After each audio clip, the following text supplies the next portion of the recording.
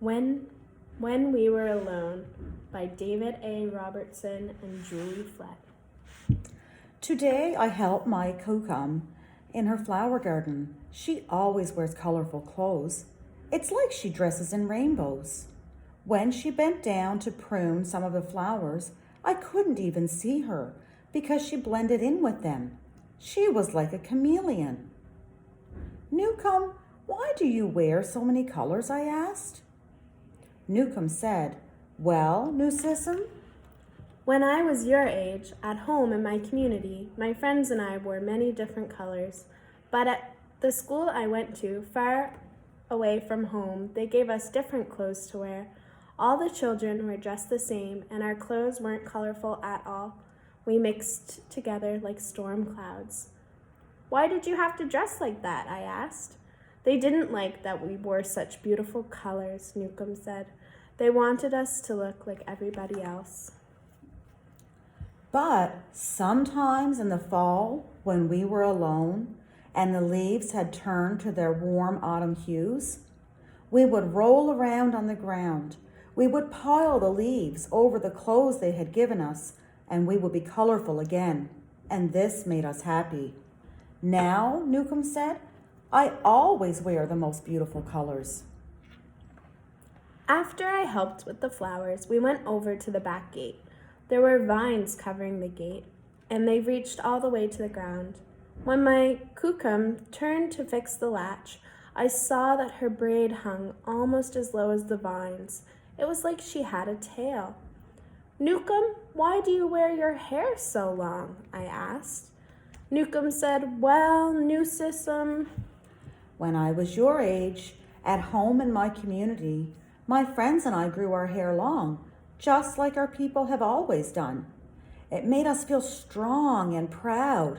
But at the school I went to, far away from home, they cut off all of our hair. Our strands of hair mixed together on the ground like blades of dead grass. Why did you have to wear your hair like that? I asked. They didn't like that we were proud, Newcomb said. They wanted us to be like everybody else. But sometimes in the spring, when we were alone and the grass had grown so long and thick in the field, we would pick the blades from the ground. We would braid them into the short hair they had given us, and we would have long hair again. And this made us happy. Now, Newcomb said, I always wear my hair very long. After my Kukum fixed the latch, I followed her to the birdhouse. There was a bird flying through the air like a jingle-dressed dancer. She fed the bird and whispered, Na penesis, mi chaso, ta misikiteon, ta misaskaision. And her words sounded just like a poem. Newcomb, why do you speak in Cree? I asked. Newcomb said, well, Newsism.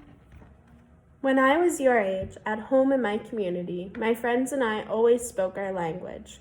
But at the school I went to, far away from home, they wouldn't let us speak our words. All the children used their strange words, and we didn't understand them at all. Our voices blended together like a flock of crows. Why did you have to talk in their language? I asked. They didn't like that we spoke our language, Newcomb said. They wanted us to talk like everybody else. But sometimes in the summer, when we were alone and our teachers weren't anywhere around the place we were, we would whisper to each other in Cree. We would say all the words we weren't allowed to say so that we wouldn't forget them, and this made us happy. Now, Newcomb said, I always speak my language. After our gardening work was done, I sat with my Kukum in the backyard. Her brother came over and sat with us. He comes over all the time. We drank tea and ate bannock. The tea was hot and sweet, and the bannock was moist and warm and melted in my mouth. My Kukum and my uncle talked and laughed like children. Newcomb, why do you and Newcomus always spend so much time together? I asked. Newcomb said, Well, new system. When we were your age at home in our community, being with family was the most important thing. We played with each other, did chores together, and shared everything. But at the school I went to far away from home, they would not let us play together. My brother and I were separated like day and night. Why were you and Nukomis separated? I asked. They didn't like when we were with family, Newcomb said, because when we were together, we thought too much of home. But sometimes in the winter, when we were alone and we were sure that nobody could see us, we would find each other.